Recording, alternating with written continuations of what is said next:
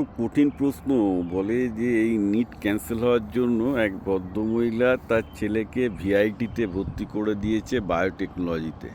সেটা নিট দেবে, বলবো স্যার কী করবো, ওই বায়োটেকনোলজিতে পড়বো? ভারতে বায়োটেকনোলজিতে চাকরি নেই। আমার ইউটিউব চ্যানেল বিপ্লব পাল 2000-এ বায়োটেকনোলজির উপর 3টে ভিডিও আছে, পডকাস্ট আছে। যারা এক্সপার্ট সেই লাইনে দেখুন, বুঝতে পারবেন ভারতে বায়োটেকনোলজিতে চাকরি নেই। কেন নেই সেটাও পরিষ্কার বলা আছে। আর নিটে পড়ে তাও ডাক্তারি হলে কম মাইনের হলেও হয়তো চাকরি পাবে, হ্যাঁ পিজি না করলে ভালো মাইনের কিছু পাবে না। তো বায়োটেকনোলজিতে কিছু ভালো কিছু করতে গেলে বিদেশে আসা ছাড়া কোনো উপায় নেই। হ্যাঁ, বিদেশে আসতে হবে, আদারওয়াইজ দেশে কিছু নেই। কারণ যদি বিদেশে যার এম থাকে তাহলে বায়োটেকনোলজিতে ভেরি গুড ফিল্ড, বাট দেশে তো চাকরি নেই।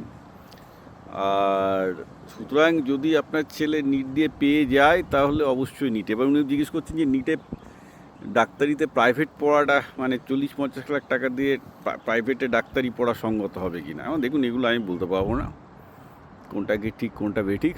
এটা আমি জানি যে 50-60 লাখ টাকা যত টাকা দিয়ে ডাক্তারি পড়ুক না কেন, প্রাইভেটে এখন ডাক্তারদের মায়না ওই 30-40 হাজার টাকা দিচ্ছে প্রতি মাসে, যতক্ষণ না পর্যন্ত তারা পোস্ট গ্র্যাজুয়েট না করতে পারছে। I don't know whether it's worth or not. Best হবে যদি বায়োটেকনোলজি নিয়ে যদি পড়ে যদি বিদেশে যায়, probably that will B a better career.